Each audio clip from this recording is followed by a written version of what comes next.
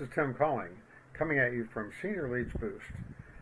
Before we get started with today's Tips Tuesday video, I wanted to jump in here and invite you to sign up for a weekly notification email when these videos are published. That way, you'll have a link to go right to it. You won't have to wait for them to appear in our social media channels, and you can stay right up to the minute with the latest tips from Senior Leads Boost. I hope you enjoy this. Thanks. Bye.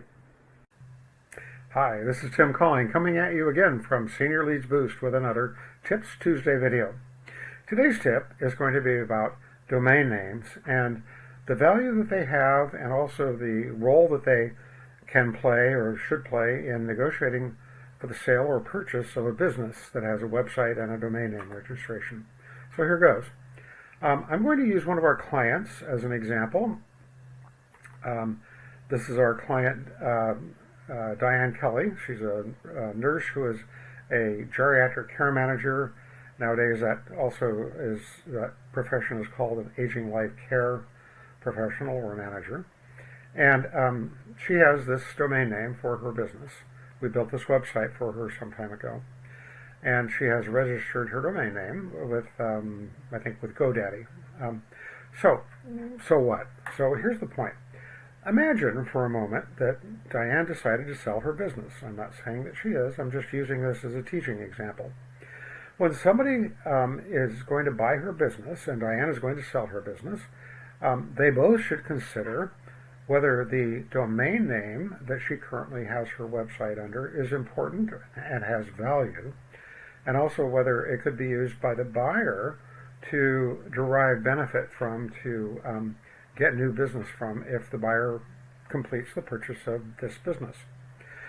And the technical fact is that yes, a buyer could. So a buyer could, for example, if they purchase this business and as part of the purchase acquired the right to manage or take over the registration of this domain name, then one of many things they could do to gain benefit from this domain name would be to have it redirected, or what they call forwarded, to their own website. So after the sale, if somebody were to try to look up my client and go to her website, if they typed in DianeKellyRN.com, if there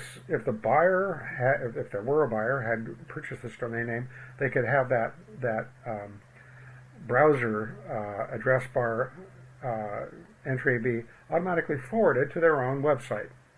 And so it has value, because if somebody were going to buy this business, it would be partially because there's value in the brand identity that this person, this business, and this website has.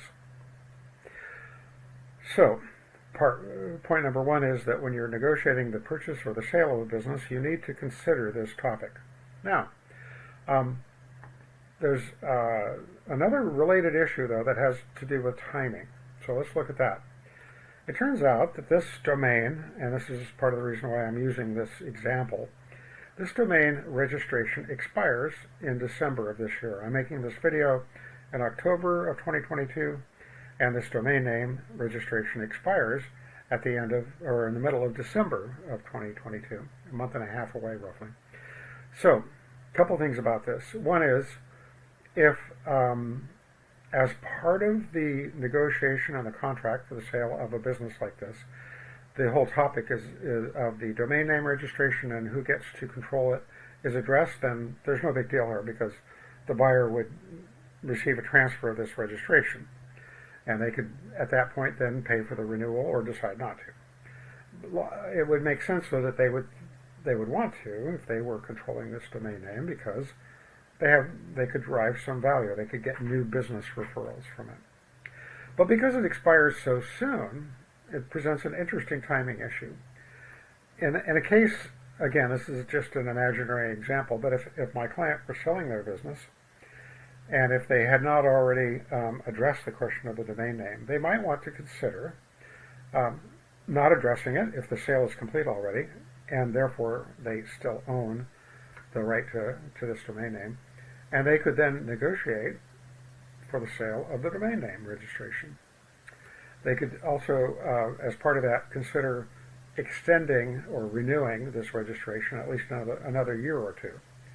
On the other hand, a buyer in a situation like this, if they had not already addressed the question of the domain name registration, they might decide to remain silent about this and just hope that the domain name registration would be not renewed, and then they could swoop in the next day and take over the registration by registering the domain name in their own name. Now, there's some timing issues involved here under the rules under ICANN for whether a former domain name holder can basically recover their domain name within a certain period of time after the expiration. I'm not going to go into that.